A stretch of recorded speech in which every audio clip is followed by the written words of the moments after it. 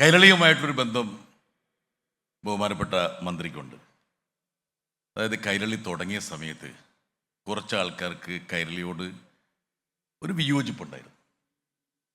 അപ്പോൾ അന്ന് ഒരു തീരുമാനമുണ്ടായി കോൺഗ്രസിൻ്റെ ഭാഗത്തുനിന്ന്, തോമസ് ശ്രദ്ധിച്ച് കേൾക്കണം കേട്ടോ, കൈരളിയോട് സഹകരിക്കേണ്ടതില്ലെന്ന്.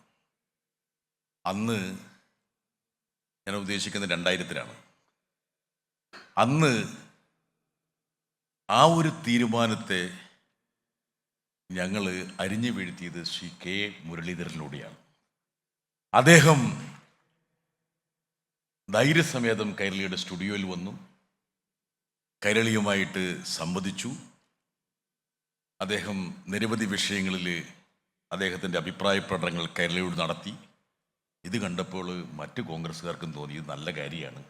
എന്താ കാരണം, മറ്റ് ചാനലുകളെക്കാളും കൂടുതൽ കോൺഗ്രസ്സുകാരോട് നീതി പുലർത്തുന്ന ഒരു ചാനൽ കൈരളി അല്ലേ എന്നുള്ള കാര്യം അവർക്ക് മനസ്സിലായി. ഇന്നും അദ്ദേഹത്തിന് ആ ഒരു ബോധ്യം ഉണ്ടെന്ന് എനിക്ക് സംശയമുണ്ട്, ഇല്ലേ? ചില വാർത്തയൊക്കെ ഇവർ കൊടുക്കുന്നുണ്ടെന്ന് പറയുന്നുണ്ട്, പോട്ടെ, അത് കുഴപ്പമില്ല. അതെ എന്നാലും പൊതുവെ അദ്ദേഹത്തെ ഞാൻ എത്രയോ വർഷങ്ങളായി, പതിറ്റാണ്ടുകളായിട്ട് അടുത്ത് നിന്ന് കാണുന്ന ഒരാളാണ്. ദേശീയ രാഷ്ട്രീയത്തിലും സംസ്ഥാന രാഷ്ട്രീയത്തിലും വർഷങ്ങളുടെ കണക്ക് പറയുകയാണെങ്കിൽ നമുക്ക് ഒരു 38-39 വർഷമായി. അത് വെച്ചിട്ട് ഇനി ആരും എൻ്റെ പ്രായമൊന്നും കണക്കൂട്ടേണ്ട കാര്യമില്ല. ഞങ്ങൾക്ക് രണ്ടുപേർക്കും പ്രായം കുറഞ്ഞുകൊണ്ടിരിക്കുകയാണ്, മമ്മൂക്കയെ പോലെ തന്നെ. അതെ, മമ്മൂക്കയെ പോലെ തന്നെ. വളരെ സന്തോഷമുണ്ട് ഇത്തരമൊരു അവാർഡ് പരിപാടിയിൽ അദ്ദേഹത്തിൻ്റെ സാന്നിധ്യം. അതോടൊപ്പം തന്നെ ഞങ്ങളുടെ ഡയറക്ടർ പറഞ്ഞ പോലെ ഈ ഒരു പരിപാടിക്ക് ദിശാബോധം പകരുന്ന രീതിയിൽ, അതല്ലെങ്കിൽ ഇതിനെ പൊലിപ്പിക്കുന്നത്, പരിപോഷിപ്പിക്കുന്ന രീതിയിൽ മറ്റൊരു പുരസ്കാര നിറവ് കൂടി ഇതിൽ പ്രതിഫലിക്കുന്നതിൽ, ദേശീയ പുരസ്കാരത്തിൻ്റെ നിറവിലാണ് മമ്മൂക്ക ഈ ഒരു പരിപാടിയിൽ അധ്യക്ഷം വഹിക്കുന്നത്. അദ്ദേഹം പത്മഭൂഷണ് പാത്രമായ സമയത്ത് ശ്രീ ടി.ആർ. അജയൻ പറയുന്ന പോലെ എറണാകുളത്ത് മറ്റൊരു അവാർഡിലാണ് ഞങ്ങൾ.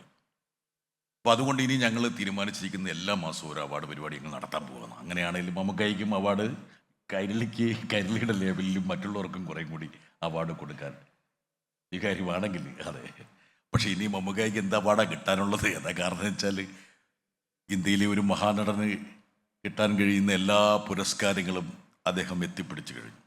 അദ്ദേഹം പത്മഭൂഷൺ അവാർഡ് പുരസ്കാരം വാങ്ങുന്ന സമയത്ത് രാഷ്ട്രപതി ഭവനിൽ അതിന് സാക്ഷ്യം വഹിക്കാനുള്ളൊരു ഭാഗ്യവും എനിക്കുണ്ടായി. എങ്ങനെയാണ് അവിടെ കൂടിയിരുന്ന ആൾക്കാർ അദ്ദേഹം ആ പുരസ്കാരം വാങ്ങിയപ്പോൾ പ്രതികരിച്ചത്?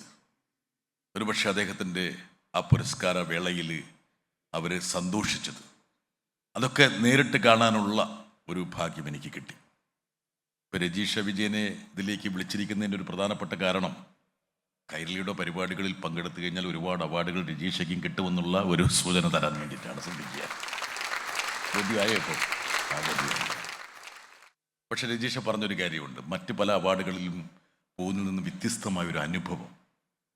അതായത് ഈ അവാർഡുമായി താതാത്മ്യം പ്രാപിക്കുന്നവരുടെ ഒരു സാന്നിധ്യം. ഇനി വരാൻ പോകുന്ന അവാർഡ് ജേതാക്കൾ ആരാന്ന് എനിക്കറിയില്ല. അപ്പം ഡോക്ടർ ജയകുമാറിൻ്റെ